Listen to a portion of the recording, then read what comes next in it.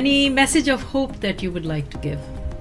Yeah, I think that right now we especially need that because there's so much darkness and so much horrible things happening with many people around the world who are dying, who are sick, who are having their lives very disrupted. And we need to recognize those people and send them hope, because that's all we can really do right now, because we're going to get through this. We're going to survive coronavirus. I'm a very positive person that science will win, and we should be hopeful that out of this we become a more resilient and more compassionate population, because we worked on this together. You know, we were all heroes by staying inside and practicing social distancing. We're doing the right thing by making sure older people and minorities, persons of colors who've been disproportionately affected by this, you know, we're doing it for those communities. Excellent.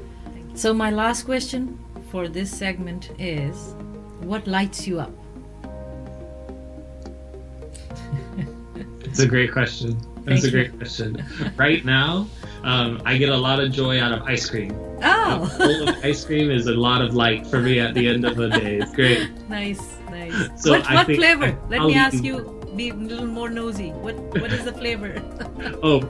Cookies and cream. Okay. That's my favorite. Okay. But to that point, it's the small things, right? It's really the small things that are keeping me alive. So having a nice cup of coffee on my porch in the sun, or going for a walk in the porch, or calling an old friend, those are giving me life.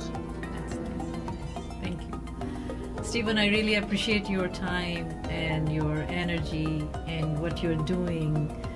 Thank you for being here and sharing your thoughts and your experiences. Really appreciate. I hope people will enjoy listening to you or watching you, and I'll put all the links down there, and hopefully people will connect with you if they want to, and keep us updated with your endeavors, your conferences, your whatever you're doing in this to make our world a better place, as we say, or make it more healthier and livable for everyone.